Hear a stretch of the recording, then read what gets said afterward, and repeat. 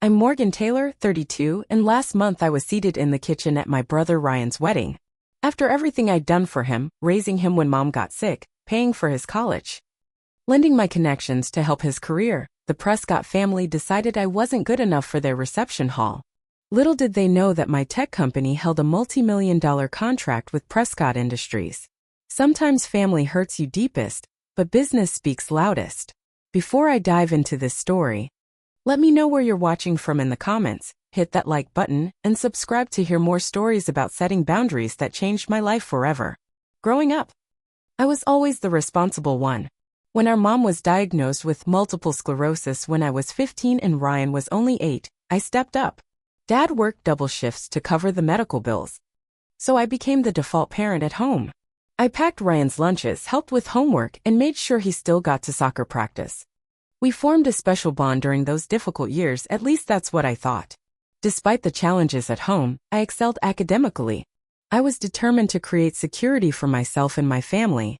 After earning a scholarship to Stanford, I studied computer science and business, often taking night classes so I could work part-time to send money home. Those years taught me resilience and the value of hard work. By 32, I had climbed to Vice President of Strategic Partnerships at Innovate Tech, one of the fastest-growing software companies in the country. My team developed the security infrastructure that protected sensitive data for dozens of Fortune 500 companies, including Prescott Industries, a manufacturing conglomerate owned by my future sister-in-law's family. The contract was worth $12 million annually and represented nearly 18% of our company's revenue. I had personally negotiated the terms with their CTO last year, though I'd never met the family side of the business. Throughout my career climb, I never forgot Ryan. When he expressed interest in attending NYU for business, I covered his tuition and housing, nearly $200,000 over 4 years. Not because I had to, but because I wanted him to have opportunities without the crushing debt I had narrowly avoided. When he landed his first job at a financial firm in Manhattan, I used my connections to make introductions. Our relationship had evolved from caretaker to proud older sister. When Ryan met Amanda Prescott at a charity gala 3 years ago, he was instantly smitten. Amanda was beautiful, intelligent, and came from the type of old money that made my hard-earned success look quaint in comparison. The first time I met her at their apartment in New York, she seemed genuinely warm and interested in getting to know me. "Ryan talks about you constantly," she said, pouring me a glass of wine in their sleek downtown apartment. "I've never seen siblings so close. He says he wouldn't be where he is without you." I remember feeling relief wash over me. Amanda seemed down to earth despite her background. When they announced their engagement 6 months later, I was thrilled for them both. Ryan deserved happiness, and Amanda seemed to make him light up in a way I'd never seen before. The first indication that things might not be as perfect as they seemed came during their engagement party at the Prescott family estate in Connecticut. It was an opulent affair with champagne fountains and servers in white gloves. I arrived alone since I had recently broken up with my boyfriend of 3 years, who had accepted a position in Seattle. I noticed Eleanor Prescott, Amanda's mother, evaluating me when Ryan introduced us. Her smile didn't reach her eyes as she looked me up and down. "Ryan has told us so much about you," she said, voice dripping with practiced politeness. "How dedicated you've been to his upbringing. Almost like a second mother. How unique." It felt like a subtle jab, reducing my relationship with my brother to something quaint and unusual rather than born of necessity and love. But I brushed it off. This weekend wasn't about me. It was about celebrating Ryan and Amanda. Throughout the evening, I noticed other small moments of dismissiveness from the Prescott family. When conversation turned to business, Amanda's father Gerald changed the subject after learning where I worked, despite our company's connection. When family photos were being taken, I was an afterthought, added in only after Ryan specifically requested it. Despite these red flags, I committed myself to supporting the wedding preparations wholeheartedly. I wanted to build bridges with my new extended family, not walls. When Ryan asked if I would help Amanda with some of the planning, I eagerly agreed, even though my work schedule was already overwhelming. Over the next 8 months, I spent countless hours on video calls with Amanda, reviewing venue options, tasting cakes remotely, and offering opinions on invitations. I flew to New York 5 separate times for dress fittings, flower selections, and menu tastings. Each trip cost me nearly $1,500 between flights, hotels, and meals, but I never complained. I even contributed $15,000 toward their honeymoon as an early wedding gift, a significant amount even with my six-figure salary. "I don't know what we'd do without you, Morgs," Ryan said during one of my visits, using his childhood nickname for me. "You're making this whole process so much easier." I beamed with pride. "That's what family does," I told him. "We show up for each other." What I didn't tell him was how I'd noticed the subtle shift in Amanda's demeanor when her parents were around. Alone. She was the same warm person who had won my brother's heart. But in her parents' presence, she became more reserved with me, less inclined to seek my opinion or include me in decisions. I told myself she was just trying to please her parents, and I understood that pressure all too well. A month before the wedding, Ryan called me with what he characterized as slight changes to the plans. "So, the thing is," he began hesitantly, "the Prescotts have a lot of extended family coming, and Amanda's dad has business associates flying in from overseas." My stomach dropped, sensing what was coming. "They need to make some adjustments to the seating arrangements," he continued. "It's nothing personal, just logistics." "What kind of adjustments?" I asked, keeping my voice even. "You might not be at the main family table during the reception," he admitted. "But you'll still be seated with some cool people, I promise." I swallowed my disappointment. "Ryan, I'm your only immediate family besides Dad. Who will be at the family table if not me?" "Dad will be there." And Amanda's parents insisted on including some important business connections. "Politics, you know?" I tried to push back, but Eleanor has been really stressed, and Amanda doesn't want to upset her further. I took a deep breath. "I understand," I said, though I didn't. "It's your day. I just want you to be happy. You're the best, Morgs." I knew you'd understand. After hanging up, I sat in my apartment feeling a strange mix of hurt and anger. But I reminded myself that weddings are complicated, and keeping peace with in-laws is important.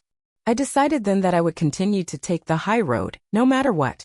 As the wedding approached, I took 2 full weeks off work, precious vacation time I'd been saving for a trip to Japan.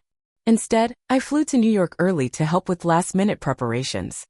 My company was in the middle of negotiating an expansion of services with several clients, including Prescott Industries, but I delegated those responsibilities to my team. Family came first. The rehearsal dinner was held at an exclusive restaurant overlooking Central Park. I wore a deep blue cocktail dress I'd splurged on for the occasion and arrived early to help with place cards. As I arranged the delicate calligraphy cards on the welcome table, I overheard Eleanor speaking to the event coordinator. "No, that simply won't do," she said sharply. "The Andersons must be seated near us. Jeffrey is Gerald's oldest friend. And the Blackwells need to be at table 2. They're considering a major investment in Gerald's new venture." I continued my task, trying not to eavesdrop but finding it impossible in the quiet entryway. "And what about Ryan's sister?" the coordinator asked. "Miss Taylor?" There was a pause before Eleanor responded, her voice noticeably cooler. "Oh, she can be placed at one of the outer tables. Table 8 would be fine." Table 8, I later discovered during dinner, was tucked behind a large floral arrangement and primarily filled with Amanda's distant cousins who barely spoke to me all evening. Meanwhile, people who had never met Ryan before were seated prominently near the head table. When I tried to mingle during cocktail hour, I noticed how Eleanor smoothly intercepted me whenever I approached certain guests, particularly those with business connections. At one point, I was mid-conversation with a friendly older gentleman who mentioned he worked in technology when Eleanor appeared at my elbow. "Charles, there's someone you simply must meet," she said, directing him away. To me, she added, "Amanda needs help with something in the bridal suite, dear. Would you mind?" There was no emergency in the bridal suite. Amanda seemed surprised to see me, though she gratefully accepted my help adjusting her veil. Later that night, as I returned to my hotel room alone, I called my new boyfriend James, who would be joining me for the actual wedding. "You wouldn't believe the politics at play here," I told him, kicking off my painful heels. "I feel like I'm being managed." "That sounds frustrating," James replied. "But hey, it's just one more day, right? Then it's done, and Ryan will be happy." "You're right," I agreed, though a knot of anxiety had formed in my stomach. One more day? The following morning brought new tensions. I arrived at the Prescott estate where the ceremony and reception would be held, carrying my bridesmaid dress and accessories. Unlike Amanda's 3 closest friends who were also bridesmaids, I hadn't been included in the bridal suite preparations. Instead, I was directed to a small guest room to get ready alone. As I did my own makeup, I received a call from my CEO, Barbara. "Morgan, I hate to bother you during family time, but I wanted to give you a heads up," she said. "Gerald Prescott called this morning asking about the contract renewal terms. He specifically requested someone other than you handle the negotiations." I nearly dropped my mascara. "What? Why would he do that?" "He mentioned something about avoiding conflicts of interest now that your families are merging.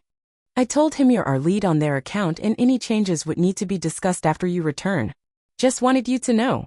I thanked her and hung up, a cold feeling spreading through me. Gerald had never mentioned this to me directly, despite having multiple opportunities over the past months. It felt like he was trying to remove me professionally while his wife minimized me personally. Still, I told myself to focus on Ryan's big day. I finished getting ready and made my way to the ceremony area to help where needed. I found Ryan alone for a brief moment, adjusting his bow tie in a hallway mirror. "Hey, big brother," I said, straightening his already perfect tie. "Ready for this?" His eyes lit up when he saw me. For a moment, he was just my kid brother again. The one who used to follow me around the house asking endless questions. "Morgs." "Yes, I think so. Just nervous." He grabbed my hands. "Thanks for everything. I know this hasn't been... Well, I know the Prescotts can be a lot. But it means the world that you're here." I squeezed his hands. I wouldn't be anywhere else. That brief, genuine exchange gave me renewed determination to rise above the pettiness. The ceremony itself was beautiful, set in the estate's rose garden with views of the rolling Connecticut countryside. I stood proudly among the bridesmaids, genuinely happy as Ryan and Amanda exchanged heartfelt vows. During the professional photos afterward, however, the pattern continued. I was placed at the edges of group shots, sometimes excluded entirely until Ryan noticed and requested I be included. At one point, I overheard the photographer receiving specific instructions from Eleanor about family groupings. "We'll do parents with the couple, then extended family, then just the Prescott side," she directed. "What about the groom's sister?" the photographer asked. "Oh, we'll fit her in somewhere," Eleanor replied dismissively. "But we need to prioritize. There are nearly 50 Prescott relatives here." I bit my tongue, reminding myself repeatedly, this is Ryan's day. Don't make a scene. During the cocktail hour following the ceremony, I found myself increasingly isolated. Amanda's bridesmaids formed a tight circle, occasionally glancing my way but never inviting me to join their conversations. Gerald Prescott was holding court with a group of distinguished-looking men, likely business associates, but gave me a curt nod when our eyes met rather than waving me over. I spotted my father chatting with Eleanor's brother.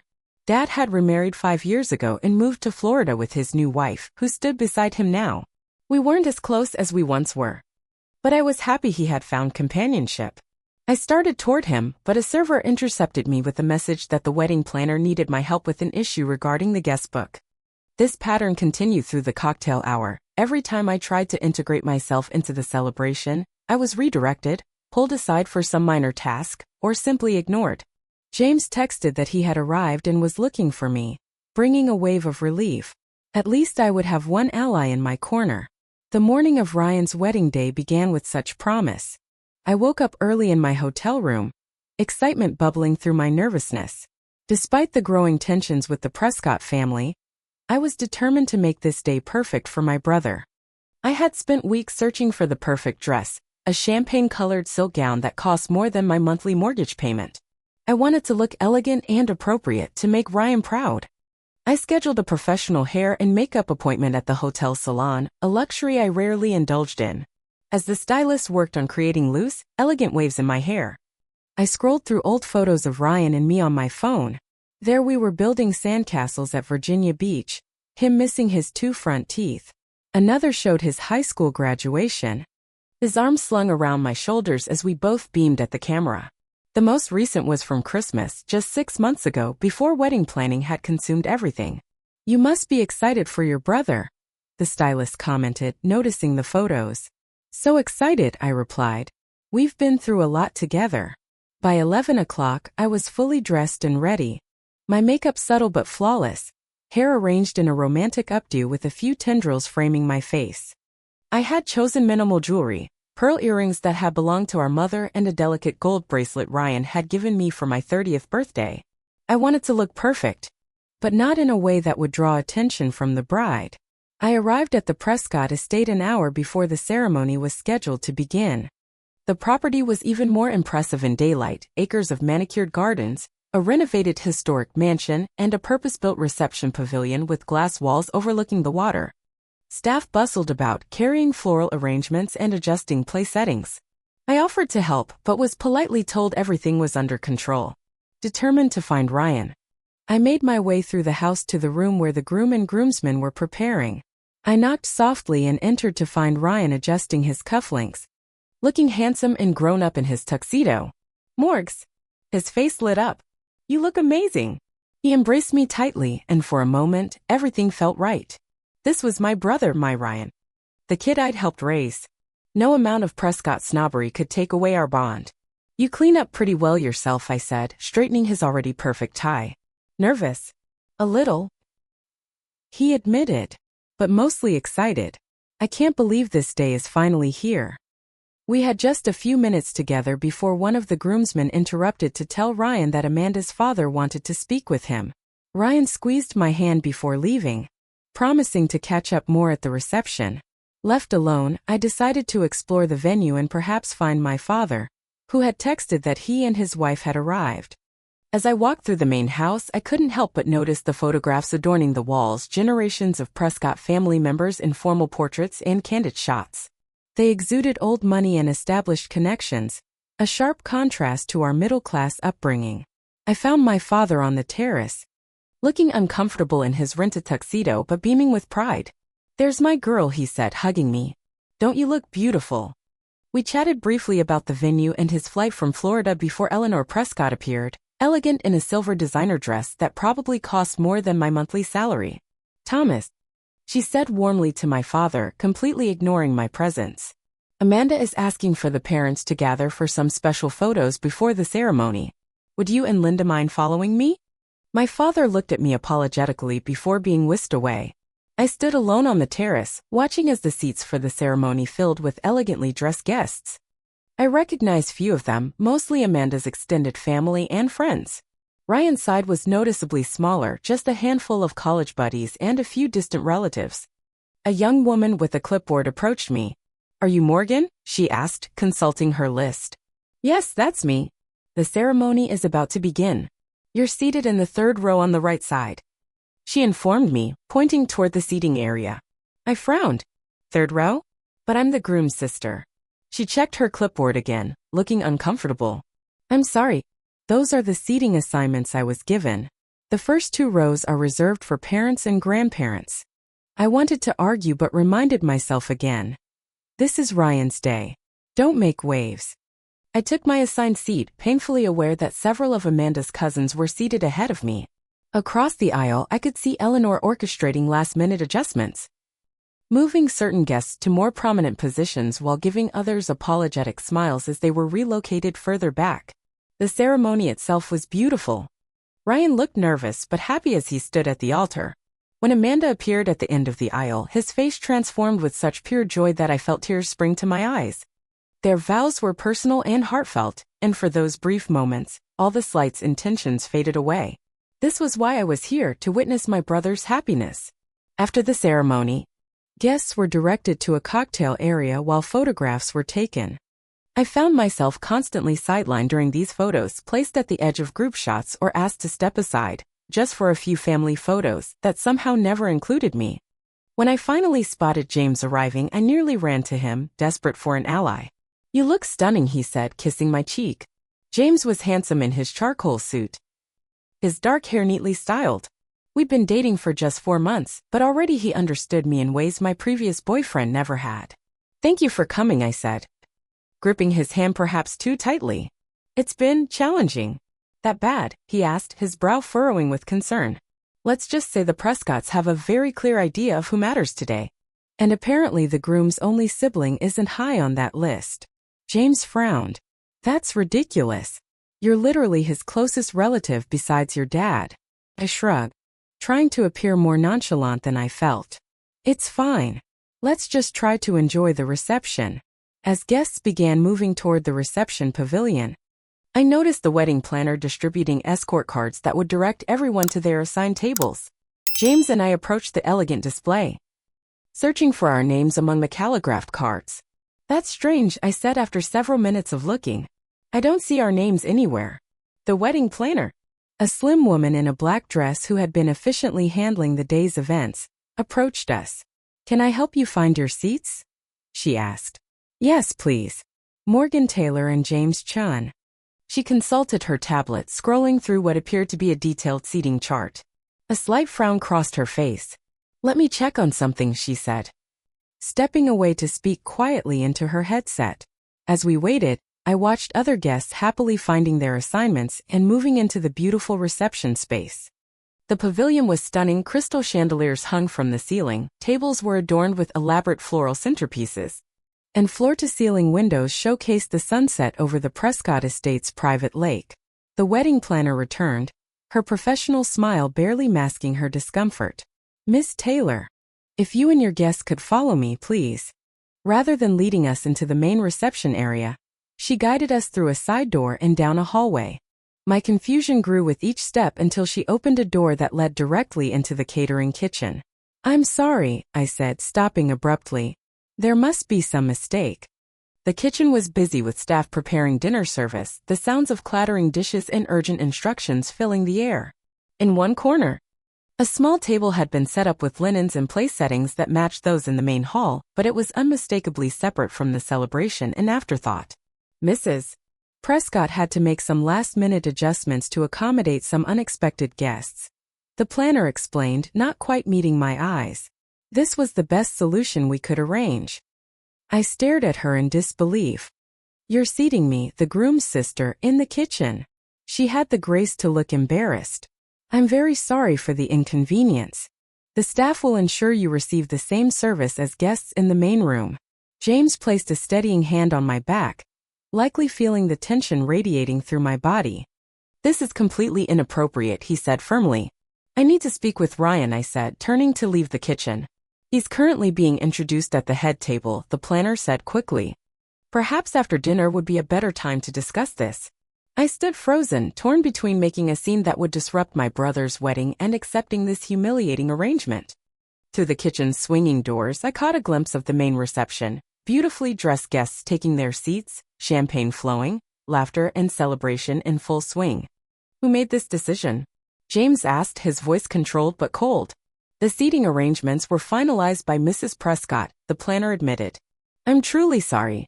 At that moment, a server pushed through the swinging doors and I caught a clear view of the main reception area. I could see my father and his wife seated at a table near the front, while distant acquaintances of Ryan's, people I had introduced him to through my professional network, were seated at proper tables throughout the room. This wasn't an oversight or a logistical necessity. This was deliberate. Morgan, James said softly, concern evident in his voice. What do you want to do? I took a deep breath. Years of maintaining composure in difficult business situations helping me keep my emotions in check. Give me a minute. I stepped away, finding a quiet corner of the busy kitchen to collect my thoughts. I pulled out my phone and saw several work emails had come in, including one from my CEO marked urgent. Normally, I wouldn't check work messages during such a personal event, but at that moment, I welcomed the distraction. The email contained updates about the Prescott Industries contract renewal. Apparently, Gerald Prescott had called a second time, insisting that I be removed from negotiations due to family complications. He had even suggested they might need to explore other vendors if accommodations weren't made. As I absorbed this information, I overheard a conversation between two servers preparing to enter the reception area. The mother of the bride is something else, one murmured. Did you hear what she said about the groom's sister? No, what? She told the coordinator that new money doesn't belong at the family table, and that she wasn't having some tech employee who got lucky seated near her important guests. My cheeks burned with humiliation and anger. After everything I had contributed to this wedding, my time, my money, my emotional support, this was how I was being treated. And now Gerald was trying to undermine my professional position as well. I looked through the kitchen doors again, seeing Eleanor Prescott laughing with guests. playing the role of gracious hostess while I stood in the kitchen, deliberately hidden away like something shameful. In that moment, something shifted inside me. I had spent my life putting others first, raising Ryan, supporting our family, building bridges with the Prescotts despite their thinly veiled contempt. I had compromised my dignity repeatedly for the sake of harmony. But this was a step too far. I straightened my spine, smoothed my expensive dress, and made a decision. This wasn't just about a seating arrangement anymore. This was about respect, both personal and professional. I texted my CEO. Call me in 5 minutes. It's about the Prescott contract. The kitchen buzzed with activity around me as servers prepared the first course and bartenders stocked trays with champagne flutes. Standing in my designer dress amidst the controlled chaos, I felt painfully out of place. James remained by my side, his quiet support the only thing keeping me from walking out entirely. There has to be some mistake, he said, though his tone suggested he didn't believe it either. Should we just find seats in the main room? I shook my head. The wedding planner made it clear this was intentional. A young server approached our sad little table in the corner, looking uncomfortable. Miss Taylor, would you and your guests like some champagne while you wait for dinner service? The kindness in her eyes nearly broke me. She at least seemed to recognize how inappropriate the situation was. Yes, thank you, I replied, summoning a smile. As she walked away, I turned to James. I need to find out exactly what's happening. Will you wait here for a minute? He nodded, and I made my way to the swinging doors that separated the kitchen from the main reception. Through the small windows, I could see the celebration in full swing. The head table was positioned on a slightly raised platform where Ryan and Amanda sat surrounded by her parents, my father and his wife, and Amanda's grandparents. Several tables near the front were filled with people I recognized as Prescott relatives and business associates. I pushed the door open slightly, slipping into the reception area. No one noticed me as I skirted the perimeter of the room, taking in the elaborate decorations and elegant table settings. Each table featured hand-calligraphed place cards and personalized menus. Centerpieces of white roses and orchids towered above fine china and crystal glassware. At one table, I spotted Ryan's college roommate and his wife, people he hadn't seen in years. At another, Amanda's distant cousins chatted animatedly. Even the photographer and wedding planner had proper seats at a table near the back. Still in the main room, still part of the celebration. Everyone except me. I spotted the wedding coordinator speaking with Eleanor near the bar. Steeling myself, I approached them directly. Excuse me, I said, my voice steadier than I felt. I'd like to understand why I've been seated in the kitchen. Eleanor's perfectly made-up face registered momentary surprise before settling into a practiced smile. Morgan, dear, is there a problem with the arrangements? Yes, there is. I'm Ryan's only sister, and I've been placed at a table in the kitchen while people who barely know him are seated in here. The coordinator looked deeply uncomfortable, her eyes darting between us. Eleanor lowered her voice. I'm afraid we had some last-minute changes with the guest list. Several of Gerald's important business associates confirmed unexpectedly, and we simply ran out of space in the main room. Yet you found space for the photographer's assistant and people Ryan hasn't spoken to in years? Now Morgan, Eleanor said, her tone shifting to one you might use with a difficult child. Today is about Amanda and Ryan. Surely you don't want to create a scene that would embarrass your brother? The kitchen table is perfectly comfortable. And you'll receive the same meal as everyone else. Before I could respond, I felt a tap on my shoulder. Turning, I found Amanda's maid of honor, Brittany, looking curiously between us. Sorry to interrupt, she said. Eleanor. The band is asking about the first dance timing. Eleanor seized the opportunity to escape our conversation. I'll be right there. To me, she added with finality, we can discuss this later if you're still concerned. As she walked away, I stood frozen in place, aware of curious glances from nearby guests. The humiliation burned through me, but I was determined not to cause a scene that would ruin Ryan's day. I had just turned to head back to the kitchen when I overheard Eleanor speaking to Brittany, her voice carrying just enough for me to catch her words. Such drama over nothing. This is why new money never quite fits in, no matter how successful they think they are. I stopped in my tracks, the words hitting like a physical blow. This wasn't about space constraints or last-minute changes. This was about Eleanor Prescott deliberately putting me in my place, making it clear that despite my professional success, I would never be good enough for their world. My phone vibrated in my clutch. Barbara, my CEO, calling as requested. I slipped back into the kitchen to answer.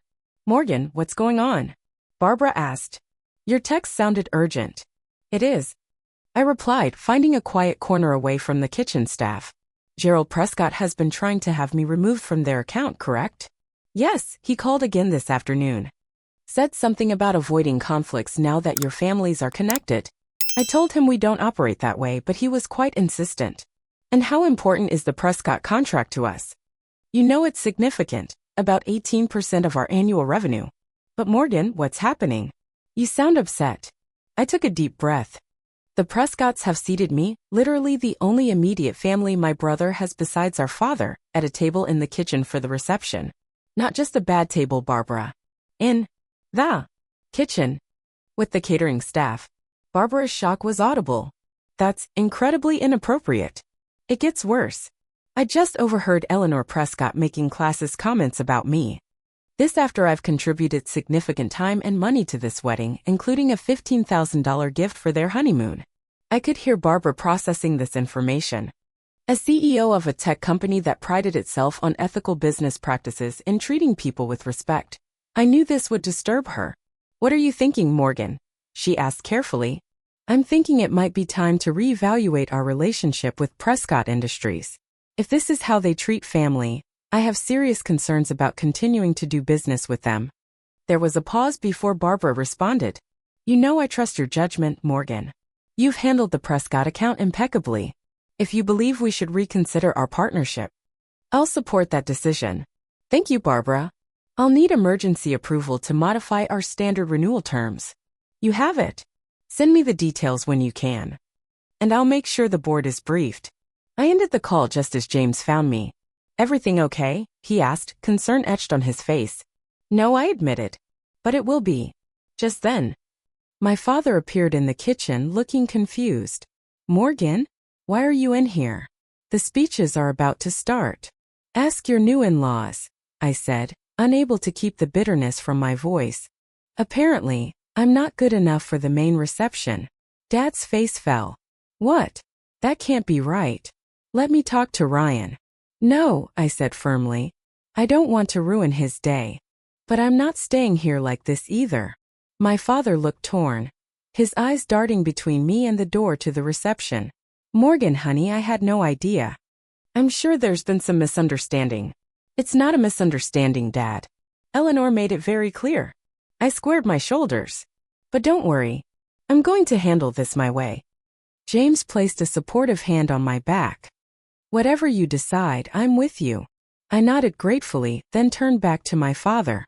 Dad, I love you and I love Ryan. But I won't be treated like this. Please go back to the reception. Enjoy the celebration. I need a few minutes to think. Looking troubled, he eventually nodded and returned to the main hall. Once he was gone, I turned to James. I need to do something and it might create a scene. After how they've treated you. Create away, he replied with a supportive smile. Taking a deep breath. I checked my reflection in a stainless steel refrigerator door, straightened my dress, and headed for the reception hall with renewed purpose. As I entered, the DJ was announcing that dinner would be served shortly, following toasts from the father of the bride and the best man. Gerald Prescott took the microphone first, champagne glass in hand. I remained at the back of the room, watching as he spoke eloquently about family legacy, the joining of two exceptional young people, and the bright future ahead for Amanda and Ryan. His words were perfect, his delivery polished, every inch the successful businessman and proud father. And so, he concluded, I invite you all to raise your glasses to my beautiful daughter Amanda and her husband Ryan, who I'm proud to welcome into our family today. The crowd applauded enthusiastically, glasses raised in celebration. As the best man took the microphone, I made my way slowly around the perimeter of the room toward the head table. Several guests noticed me now, curious glances following my progress. The best man finished his speech with a humorous anecdote about Ryan's college days, earning laughter and more applause. As the noise died down, I seized the moment and approached the head table. Ryan, I said, my voice carrying in the sudden quiet. My brother's head turned, surprise and then confusion crossing his face as he spotted me. Morgs? What's up? Eleanor immediately tensed beside him, while Amanda looked between us with growing concern. I wanted to congratulate you properly before I leave, I said, maintaining my composure. Leave? Ryan stood up, frowning. What do you mean? I mean that I can't stay at a celebration where I'm quite literally hidden away in the kitchen because I'm not deemed suitable for the main reception. A murmur rippled through the nearby tables.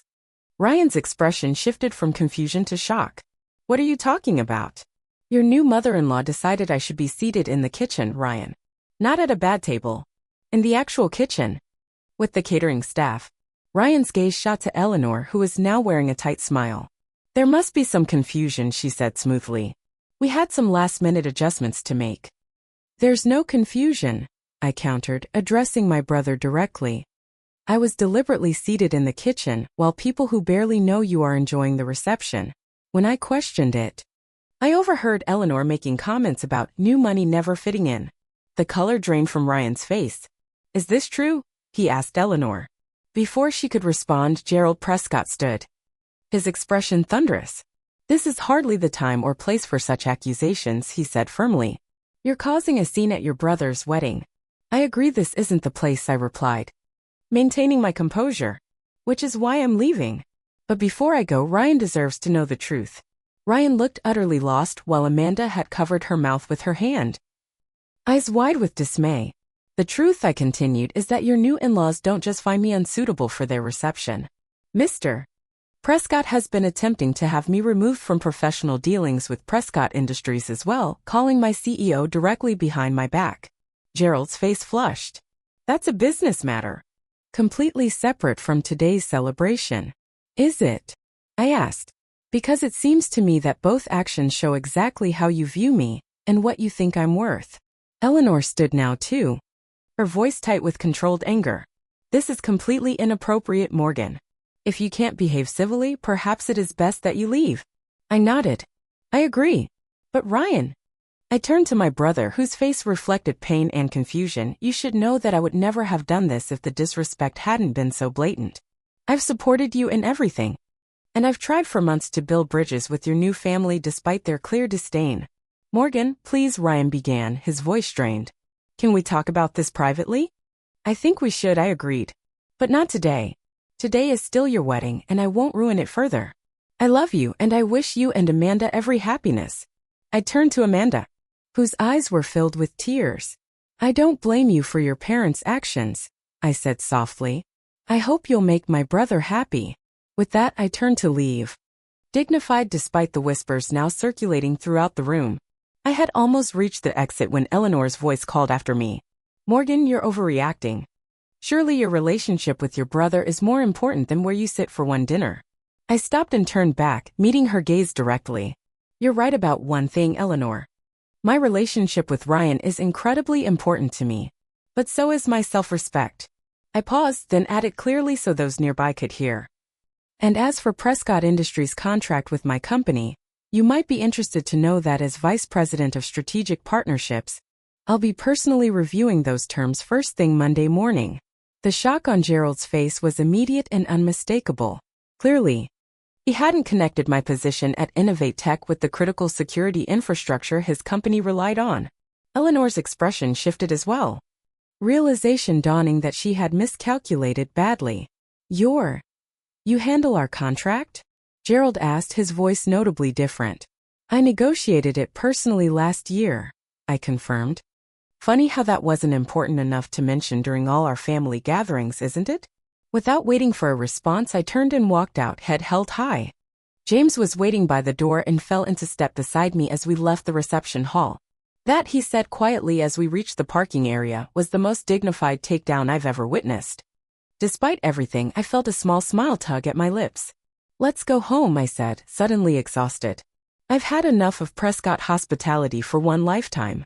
As we drove away from the estate, I looked back at the glittering reception pavilion growing smaller in the distance. My heart ached for the relationship with Ryan that would inevitably be damaged by today's events. But for the first time in months, I also felt a weight lifting from my shoulders, the weight of constantly diminishing myself to accommodate people who would never see my worth. My phone began buzzing with texts from my father, from colleagues who had attended the wedding, even one from Amanda's maid of honor expressing shock at how I'd been treated. I ignored them all for now. Tomorrow would be time enough to deal with the fallout. Tonight, I just needed to process the painful realization that sometimes standing up for yourself means accepting that relationships will change, even ones you've cherished your entire life. James drove us back to the hotel in silence, one hand on the wheel, the other holding mine. The enormity of what had just happened settled over me like a heavy blanket. I had stood up to the Prescotts, possibly burned bridges with my brother, and essentially threatened a multi-million-dollar business relationship, all in the span of 5 minutes. "Are you okay?" James finally asked as we pulled into the hotel parking lot. I took a deep breath. "I don't know," I answered honestly. "Part of me feels like I just made a terrible mistake. The other part feels like I should have done this months ago." In our hotel room, I kicked off my heels and sank onto the edge of the bed, still in my fancy dress. James loosened his tie and sat beside me. "Do you want to talk about what happens next?" he asked gently. I stared at my hands, noticing they were trembling slightly. "I need to call Barbara again. I made some pretty definitive statements back there about the Prescott contract. Do you regret that?" I considered the question carefully. "No," I finally said. "If Gerald Prescott thinks he can try to have me removed from an account I built just because his wife thinks I'm beneath them, then we need to reconsider whether they're the kind of client we want." James nodded. "For what it's worth, I think you did the right thing. No one deserves to be treated that way, especially not by people who are supposed to become family." I leaned against his shoulder, grateful for his steady presence. "I just keep thinking about Ryan. He looked so confused, so hurt." "Give him time," James advised. "Once the shock wears off, he might see things more clearly." My phone, which I'd silenced after leaving the wedding, lit up with another incoming call. Barbara again. This time I answered. "Morgan," she said when I picked up. "How are you holding up?" "I've been better," I admitted. "I'm sorry for dragging company business into a personal situation." "Don't apologize," Barbara replied firmly. "From what I'm hearing, the Prescott's behavior was completely unacceptable. Gerald Prescott has already called me, by the way." "Already?" I glanced at the clock. It had only been 45 minutes since I'd left the reception. "What did he say?" "He was remarkably conciliatory. Claimed there had been a terrible misunderstanding about the seating arrangements. He also mentioned that he had no idea you were our lead on their account." "That's convenient," I said dryly. "And what about his attempts to have me removed from the account?" "He's backpedaling on that too. Says he was merely concerned about mixing business with family, but now realizes that was premature." I laughed humorlessly. Amazing how perspectives change when millions of dollars are at stake. "Indeed," Barbara agreed. "The board is meeting tomorrow morning, Sunday." "Yes, I called an emergency session to discuss our options regarding Prescott Industries. I'd like you to join by video if you're up to it." "I'll be there," I promised. "And Barbara? Thank you for backing me on this." "Always, Morgan. You're one of our most valuable executives. And how you were treated is unacceptable on both a personal and professional level. Get some rest. We'll talk tomorrow." After hanging up, I finally checked my other messages. There were several texts from Ryan. "Morgs, where are you? Please come back so we can talk. I had no idea about the seating. I swear. Eleanor says there was a misunderstanding. Please call me." And finally, sent just minutes ago. "I'm so sorry. This isn't how today was supposed to go." I stared at his messages, conflicted. Part of me wanted to believe Ryan truly hadn't known, that he would never have allowed such treatment if he'd been aware. But another part remembered how he gradually allowed the Prescotts to sideline me throughout the wedding planning. How he'd asked me to understand when I was removed from the family table. I set my phone aside without responding. Tonight I needed space to process my feelings. James ordered room service, though neither of us had much appetite. I changed out of my expensive dress, hanging it carefully in the closet, a beautiful garment now attached to painful memories. "What do you think will happen with the contract?" James asked as we picked at our food. "I'm not sure," I replied. "Prescott Industries relies heavily on our security infrastructure. Switching vendors would be costly and time-consuming for them. My guess is they'll try to smooth things over professionally while hoping the personal issues just fade away." "And will you let them?" I considered the question. From a business perspective, we might offer them continued service but with modified terms. Perhaps a shorter contract period. Or different pricing structure. I paused. But personally, I don't think I can just pretend nothing happened. James nodded. You shouldn't have to. My phone rang again, my father this time. With a sigh, I answered. Morgan. His voice sounded tired. Are you okay, sweetheart? I'm fine, Dad, I said, though fine was far from accurate. How's the reception? It's continuing. He said carefully. Things are a bit tense. Ryan and Amanda have been having what looks like a serious conversation with her parents for the past half hour. I winced imagining the scene. I'm sorry if I ruined the day. You didn't ruin anything, Dad said firmly, surprising me. What they did was inexcusable. Seating you in the kitchen? I had no idea until you said something. I would have raised hell myself if I'd known. His support brought unexpected tears to my eyes. Thanks, Dad. I should have been paying more attention, he continued, regret evident in his voice. I've been so wrapped up in my own life these past few years. I didn't realize how complicated things had gotten between you and Ryan's new family. It's not your fault, I assured him.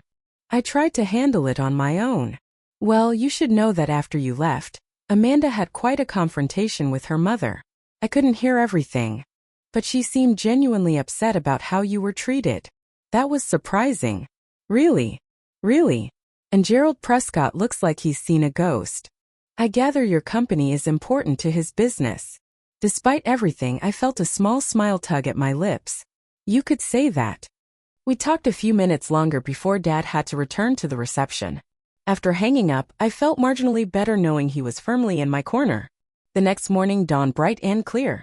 I woke early, unable to sleep past 6 despite the emotional exhaustion of the previous day. James was still sleeping peacefully beside me. So I slipped quietly from bed and made coffee in the room's small machine.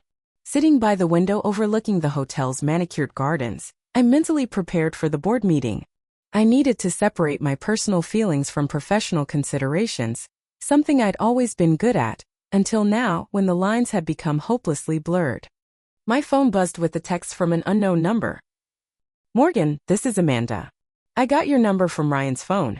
I need you to know I had no idea about the seating arrangement. I am horrified and so sorry. My mother acted completely inappropriately. I hope we can talk when things have calmed down. I stared at the message, surprised by the direct communication. Before I could decide whether to respond, another text came through, this one from Ryan. I'm outside your hotel. Can we talk? Please, Morgs. I glanced at James, still sleeping. Then replied to Ryan. Lobby in 15 minutes. I dressed quickly in jeans and a sweater, a far cry from yesterday's formal attire. After leaving a note for James, I took the elevator down to the lobby, my stomach tight with anxiety. Ryan was waiting by the entrance, still wearing clothes from the night before, his tie loosened and hair disheveled. He looked like he hadn't slept at all. Morgs, he said when he saw me, relief washing over his tired face. Thank you for coming down. We found a quiet corner of the lobby with 2 armchairs. For a moment, neither of us spoke. The weight of yesterday's events hanging between us. I had no idea, Ryan finally said, his voice raw, about the kitchen seating. I swear to you, Morgan, I would never have allowed that. I studied his face, the familiar features of my kid brother now etched with stress and fatigue. But you knew I'd been moved from the family table, I said quietly. You knew they were gradually sidelining me throughout the wedding planning. Ryan ran a hand through his already messy hair. I thought it was just normal wedding stress. People being particular about traditions and protocol. I never imagined they would do something so blatantly disrespectful. It wasn't just the seating, Ryan. Your father-in-law has been trying to have me removed from the Innovate Tech account that handles Prescott Industries security. His eyes widened. What? Why would he do that? Because to them, I'm just your working-class sister who got lucky in tech. Not someone worthy of respect, professionally or personally. Ryan looked genuinely shocked. Morgan, that's not. That can't be. It is, I said firmly. I heard Eleanor's comments myself, and Gerald confirmed it with his actions. Ryan slumped in his chair. Everything's a mess, he said quietly. Amanda and I had a huge fight last night. She confronted her mother about the seating arrangement. Eleanor admitted she thought you wouldn't fit in with their circle and would be more comfortable elsewhere. And what did Amanda say to that? She was furious. Said she was ashamed of how her family had treated you. We actually left our own reception early. Spent the night talking instead of, well, you know. I felt a twinge of guilt. That's not how your wedding night was supposed to go. No, Ryan agreed. But maybe it needed to happen this way. Amanda and we need to be clear about our values going forward. And how her parents treat my family is non-negotiable. Something loosened in my chest at his words. And what about you, Ryan? Where do you stand in all this? He met my eyes directly. I stand with you, Morgs. Always. I'm so sorry I didn't see what was happening sooner. I got caught up in everything, the Prescott lifestyle, the connections, the doors that seemed to be opening. I lost sight of what matters. I wanted to believe him, but months of small compromises and disappointments held me back. It's not that simple, Ryan. This didn't happen overnight. There were dozens of small moments where you chose their approval over standing up for me.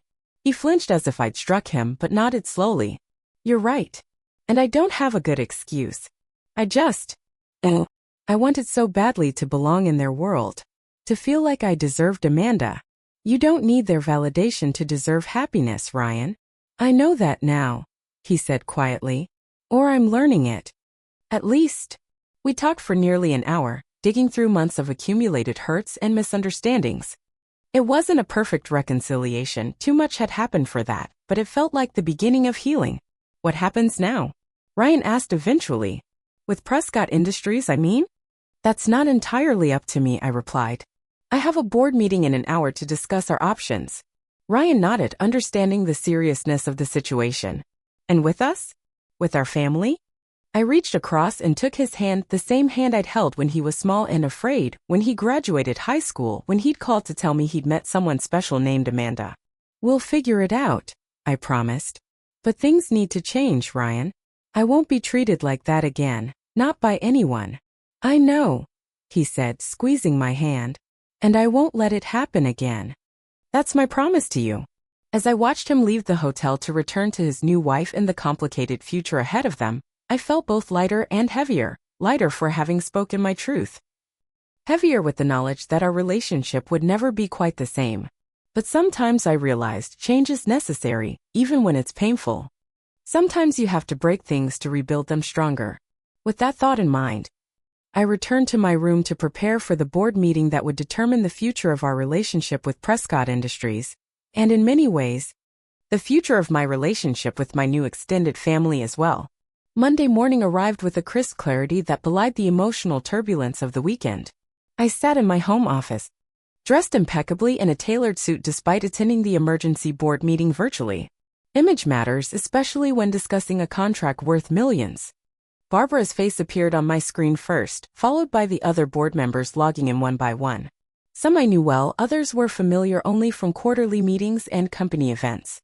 All looked somber, aware of the unusual circumstances that had prompted a Sunday emergency session. Thank you all for making time for this meeting, Barbara began once everyone had joined. As you know from my briefing, we need to discuss our ongoing relationship with Prescott Industries in light of recent events.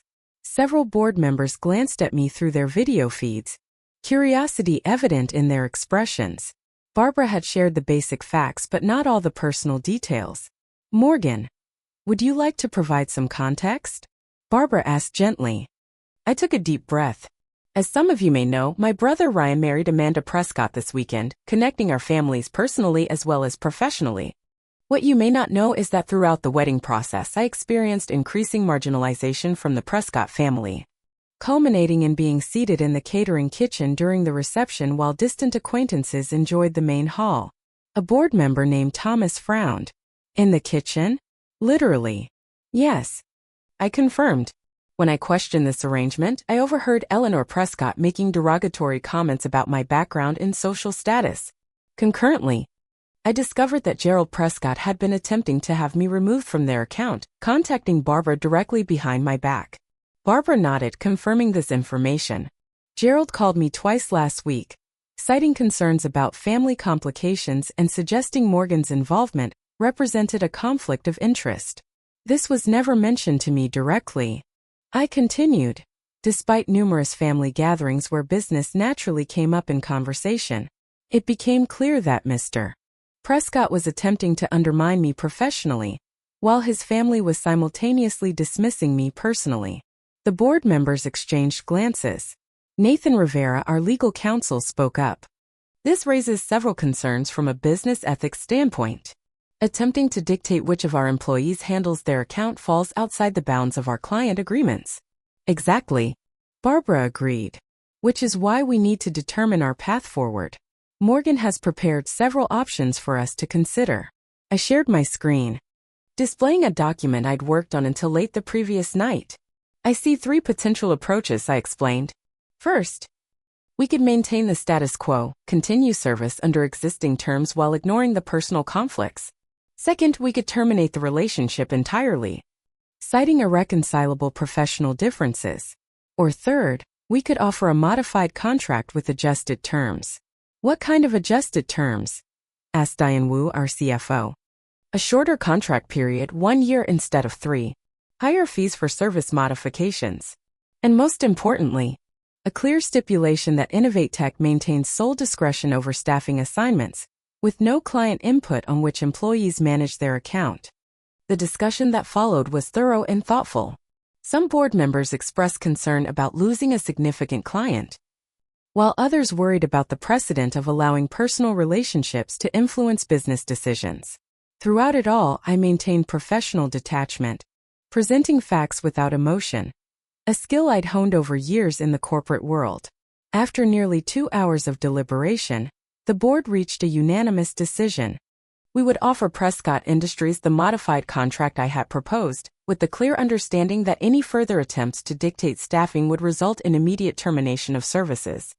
Morgan, Barbara said as the meeting concluded, the board also wants to express full confidence in your handling of this situation. Your professionalism in the face of personal attacks is commendable. The support brought unexpected emotion to my throat. Thank you. That means a great deal to me. After the meeting ended, I sat quietly in my home office processing everything. The professional matter had been resolved decisively, but the personal fallout was just beginning. My phone had been accumulating messages throughout the weekend. Ryan had texted several times, updating me on conversations with Amanda and her parents. My father had called twice, checking on my well-being. Even a few wedding guests, distant relatives and mutual friends, had reached out, expressing shock at how I'd been treated. Most surprising was an email from Amanda herself, sent late Sunday night. Morgan, I cannot adequately express my horror and embarrassment at how my family treated you. The kitchen seating was my mother's decision, made without my knowledge or consent. When Ryan told me what had happened, I confronted her immediately. I want you to know that Ryan and I have made a decision. We're postponing our honeymoon. Instead of the European trip you so generously contributed to, we're taking a week to establish boundaries with my parents and determine what our relationship with them will look like going forward. I know it will take time to rebuild trust, but I hope you'll give me the chance to prove that I am nothing like what you experienced this weekend. With sincere apologies, Amanda. The email left me with mixed feelings.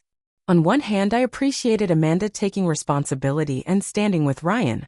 On the other, I couldn't help wondering if this sudden alignment with my side was influenced by the revelation about my company's importance to her family's business. As if summoned by my thoughts, my phone rang with a number I didn't recognize. Hesitantly, I answered. Morgan Taylor speaking. Miss Taylor, this is Gerald Prescott. I sat up straighter, instantly on guard. Mr. Prescott. I'm calling to. He paused, seeming to struggle with the words. To apologize for the events of this weekend. The seating arrangement was inappropriate, and I should have intervened when I became aware of it. His apology sounded rehearsed, lacking genuine remorse. And what about your attempts to have me removed from your company's account? I asked directly. Another pause. That was a misjudgment on my part. I didn't realize your position or influence at Innovate Tech. And there it was, the real reason for his call. Not because treating me poorly was wrong, but because he now understood I had power he hadn't recognized. Mr. Prescott, I said evenly, I appreciate you reaching out. But I think we both know this call isn't about genuine regret. You've just realized that I'm not simply Ryan's working-class sister. but someone with direct influence over a contract your company depends on. That's not. It is, I interrupted firmly. And that's why our board has decided to modify the terms of our professional relationship moving forward. You'll be receiving the new contract proposal tomorrow. I suggest you review it carefully. Now see here. His tone shifted, the facade of contrition falling away. You can't let personal matters interfere with business relationships. I completely agree, I replied. Which is exactly why your attempts to have me removed from your account were inappropriate. The new contract simply ensures that won't happen again. Before he could respond, I added. As for personal matters, Mr. Prescott, my relationship with Ryan and Amanda is separate from our business dealings. I suggest you remember that distinction going forward. After ending the call, I felt a curious mixture of satisfaction and sadness. Standing up for myself professionally felt empowering, but the fractured family relationship still ached like a fresh wound. Over the next few days, the professional consequences unfolded exactly as expected. Prescott Industries, after some initial blustering, accepted our modified contract terms. They could hardly do otherwise. Transitioning to a new security provider would take months and cost far more than accepting our less favorable terms. The personal aftermath was more complicated. Ryan called daily, his remorse seemingly genuine. He and Amanda had indeed postponed their honeymoon, instead spending the week having difficult conversations with her parents and establishing what Ryan called non-negotiable boundaries. They're not taking it well, Ryan admitted during one call. Especially Eleanor. She still doesn't really understand what she did wrong. Are you surprised? I asked. No, he sighed. But Amanda has been amazing, Morgs. She's made it clear to them that how they treat you reflects how they value her choice in me. She told them if they can't respect my family, they're disrespecting our marriage. I was impressed despite myself. That couldn't have been easy for her. It wasn't. She's never stood up to them like this before. A week after the wedding, I agreed to meet Ryan at a neutral location, a coffee shop halfway between our homes. I arrived early, securing a quiet table in the corner and ordering a latte to steady my nerves. Ryan arrived looking both better and worse than when I'd last seen him, better rested but with new worry lines around his eyes. He ordered a black coffee and sat across from me, hands wrapped around the mug as if seeking warmth despite the mild spring day. Thank you for meeting me, he began. I nodded, waiting for him to continue. I've been doing a lot of thinking this week, he said, his voice quiet but steady. About us, about my relationship with the Prescotts, about the kind of man I want to be. He looked up, meeting my eyes directly. I failed you, Morgs. Not just at the wedding but in the months leading up to it. I let them slowly push you aside. And I didn't stand up for you the way you've always stood up for me. The raw honesty in his voice broke through some of my lingering anger. Why? I asked simply. Ryan considered the question carefully. Part of it was wanting to belong in their world. The Prescotts have this confidence that comes from never worrying about money or status. I found myself wanting their approval, wanting to prove I belonged with Amanda. You don't need their validation, Ryan. I know that now, he said. Or I'm trying to know it. The other part was, I think I've been trying to establish independence from you. That surprised me. Independence. You've always been there for me, Morgs. You practically raised me after Mom got sick. You paid for college, helped me get my first job. Sometimes it feels like I'll never catch up, never be able to repay you. I never expected repayment, I said softly. I know. That almost makes it worse. He ran a hand through his hair, a gesture so familiar it made my heart ache. I think part of me was trying to prove I could build my own family connections, my own network, separate from everything you've done for me. I hadn't considered this perspective before, that Ryan's failure to stand up for me might have been tangled up in his own need to establish himself independently. That doesn't excuse what happened, he added quickly. Nothing excuses that. But I'm trying to understand my own motivations so I can do better. And Amanda? I asked. Where does she stand in all this? She's horrified by what happened. She knew her parents could be snobs, but she never imagined they'd go so far. She's been incredible this week, setting boundaries, making it clear that our family, you and Dad, are non-negotiable parts of our lives.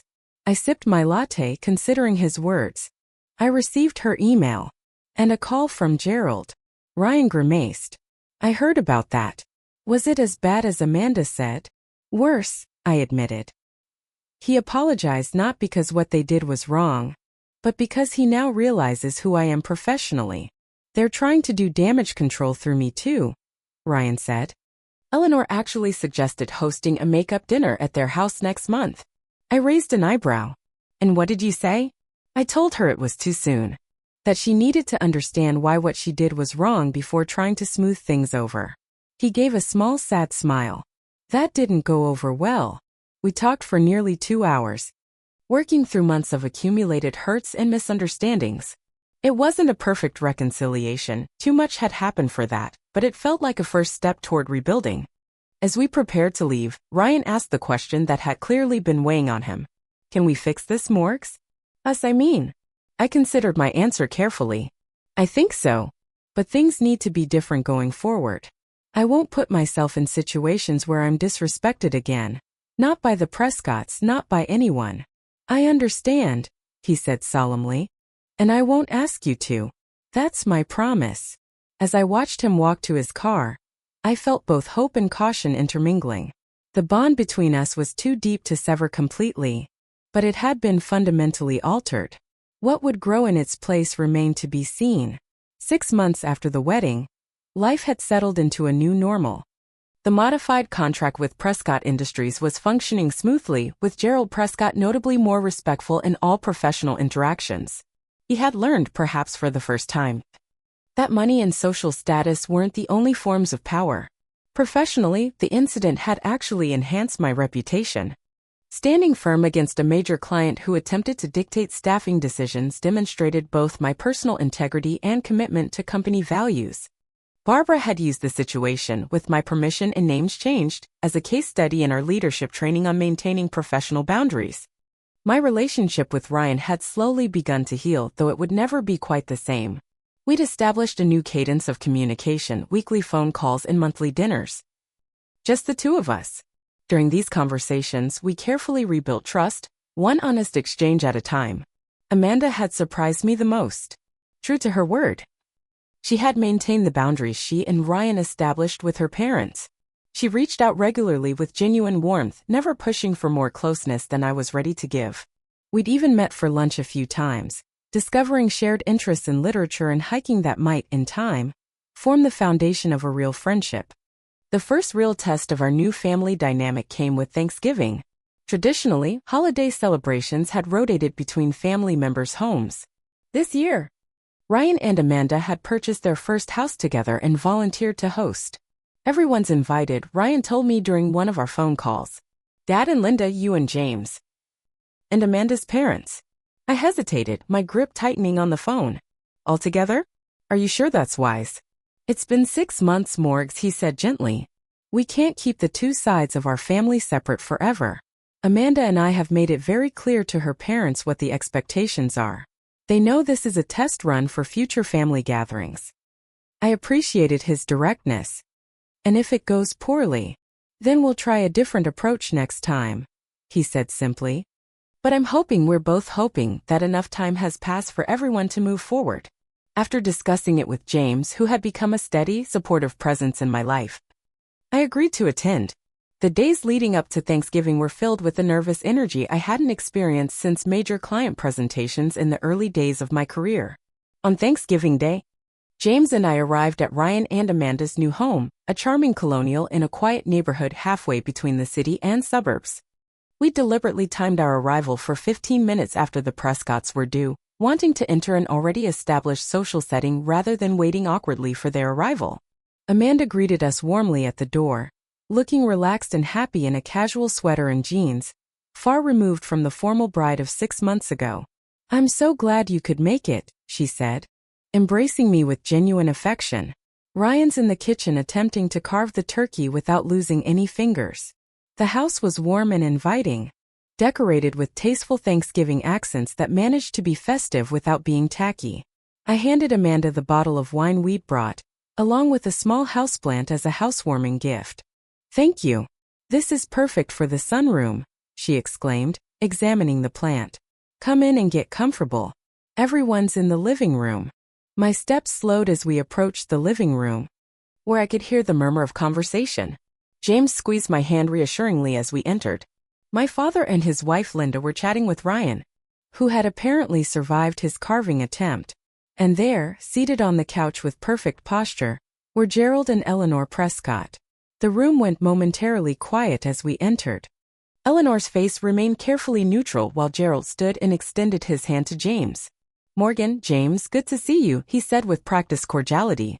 His tone was neither warm nor cold, simply appropriate, like a business meeting with a respected competitor. Gerald, I replied with a nod, accepting the minimal pleasantry for what it was, a truce, not a reconciliation. Eleanor remained seated but offered a tight smile. Morgan, that color looks lovely on you. 6 months ago, I might have grasped at this small compliment, eager for approval. Now I simply thanked her and moved to greet my father, who enveloped me in a genuine hug. There's my girl, he said warmly. Happy Thanksgiving. The initial awkwardness gradually eased as Ryan gave us a tour of the house, proudly showing off the renovations he and Amanda had completed themselves. It was a modest home compared to the Prescott estate, but filled with character and warmth much like the couple themselves. Dinner was served in their dining room. Everyone seated around a table that Ryan had built himself from reclaimed wood. The seating arrangement, me between James and my father, with the Prescotts on the opposite side, minimized direct interaction while maintaining civility. Conversation remained carefully neutral. Work developments, neighborhood news, an upcoming charity event Amanda was organizing. Politics and religion were studiously avoided, as were any references to the wedding or its aftermath. It wasn't warm exactly, but it was peaceful. As dessert was served, pumpkin pie made from my mother's old recipe that I'd shared with Amanda, Ryan raised his glass for a toast. I want to thank everyone for being here today, he said, his eyes moving around the table. This past year has been complicated, but it's also brought clarity about what really matters. He looked at Amanda, who smiled encouragingly. Family isn't just about blood or marriage certificates. It's about respect, support, and showing up for each other, even when it's difficult. Especially when it's difficult. I felt tears prick my eyes at his words, recognizing the personal growth they represented. So here's to family, the one we're born with, the one we marry into, and the one we choose every day through our actions and decisions. He raised his glass higher. And to new beginnings. We all drank to that, even Eleanor, though her expression remained guarded. After dinner, as everyone moved to the living room for coffee, Eleanor approached me while I was helping Amanda clear the table. Morgan, she said, her voice lower than usual. Might I have a word in private? Amanda shot me a questioning look, ready to intervene if needed. I gave her a small nod. I could handle this. Of course, I replied, following Eleanor into the quiet of Ryan and Amanda's home office. She closed the door and turned to face me, her perfect posture somehow less intimidating than it had once been. I owe you an apology, she said, the words clearly difficult for her. A real one, not the damage control my husband attempted after the wedding. I remained silent, waiting. What I did, seating you in the kitchen, the comments I made, was inexcusable. There's no justification, though at the time I had constructed elaborate ones in my mind. She looked down briefly, then met my eyes again. I was wrong and I am sorry. The apology sounded genuine, but I needed more. May I ask what changed? Because 6 months ago, you seemed quite comfortable with your decisions. Eleanor sighed, some of her carefully constructed facade falling away. Therapy for one thing. Amanda insisted. She said she wouldn't bring children into this family until Gerald and I addressed our issues. She straightened a picture frame on the desk, a nervous gesture I'd never seen from her before. And watching Amanda stand up to us, that was illuminating. She's never done that before. She loves Ryan, I said simply. Yes, she does. Eleanor nodded. And seeing that love, seeing her willingness to risk her relationship with us to protect him and, by extension, you, it forced me to reconsider many things. Including your views on new money? I couldn't help asking. Eleanor actually flinched. That comment was particularly unforgivable. I was raised with certain expectations about social circles. That's no excuse, just context. She paused. The truth is, Morgan, I was intimidated by you. By me. That was unexpected. You built your success entirely on your own. No family connections, no inherited wealth or status. Just intelligence and hard work. She shook her head slightly. In my world, that kind of self-made success is both admired and threatening. It challenges the narratives we tell ourselves about why we deserve our position. Her honesty was surprising and, I had to admit, somewhat disarming. I appreciate your candor, Eleanor. But understanding why you did something doesn't automatically heal the hurt it caused. I know, she said quietly. I don't expect immediate forgiveness. I just wanted you to know that I recognize the harm I caused, and I am working to be better. For Amanda's sake, for Ryan's, and for any grandchildren who might come along. The mention of potential future children, nieces or nephews I might have reminded me of why this healing mattered. Not for Eleanor's sake, but for the future of our interconnected families. Thank you for the apology, I said finally. It's a start. Eleanor nodded, accepting the limited response as fair. Before we returned to the others, she added, I don't expect you to accept right away, but Gerald and I would like to have you and James for dinner at our home sometime. When you're ready. If you're ever ready. I considered the invitation. 6 months ago, I would have immediately refused. Now, I could at least acknowledge the possibility of a future where such an event might be bearable, even if not immediately desirable. I'll think about it, I said honestly. When we rejoined the group, the tension had eased slightly. Not gone, it would never be completely gone, but reduced to a manageable level that allowed for civil conversation and even occasional genuine laughter. Later that evening, as James and I drove home, he asked, what did Eleanor want to talk about? She apologized, I said, still somewhat surprised by the conversation. A real apology, not just damage control. And do you accept it? I thought carefully before answering. I'm processing it, I said finally. An apology doesn't erase what happened, but refusing to acknowledge it doesn't help move forward either. I glanced at him. She invited us to dinner at their house. James raised an eyebrow. And I said I'd think about it. He reached over and squeezed my hand. That's fair. No rush to decide. In the weeks that followed Thanksgiving, I reflected often on Eleanor's apology and the gradual shifts in our family dynamic. The incident at the wedding had forced painful reckonings on all sides, but perhaps something healthier was emerging from the wreckage. My relationship with Ryan continued to strengthen, built now on adult mutual respect rather than the caretaker role I'd assumed in childhood. He and Amanda established their own traditions and boundaries, distinct from both original families. A healthy separation that allowed them to build something uniquely theirs. Professionally, the modified contract with Prescott Industries functioned smoothly. Gerald maintained a respectful distance, engaging primarily with other team members while acknowledging my authority when necessary. It wasn't friendship, but it was functional. 3 months after Thanksgiving, I finally agreed to dinner at the Prescott estate, not out of desire for their approval, but as a step toward the family peace that Ryan and Amanda deserved. The evening was civil, occasionally even pleasant, though lacking the warmth of genuine connection. Perhaps that would come with time, perhaps it wouldn't. I was learning to be okay with either outcome. What mattered most was that I had found my voice and established boundaries that protected my dignity and self-worth. The people-pleasing tendencies that had led me to accept small slights and compromises were being replaced by a healthier self-respect. My therapist, whom I'd started seeing shortly after the wedding, called this recalibrating your worth thermostat. For years, she explained, your internal gauge was set to accept treatment that fell below what you deserve. The wedding incident was so extreme that it finally broke that faulty setting. Now you're establishing a new normal, one where respect is non-negotiable. She was right. In both personal and professional contexts, I found myself speaking up more readily when lines were crossed, no longer willing to diminish myself for others' comfort. James noticed the change too. You carry yourself differently now, he observed one evening as we prepared dinner together. More. I don't know, centered? Like you know exactly who you are and you're completely fine with it. I smiled, recognizing the truth in his words.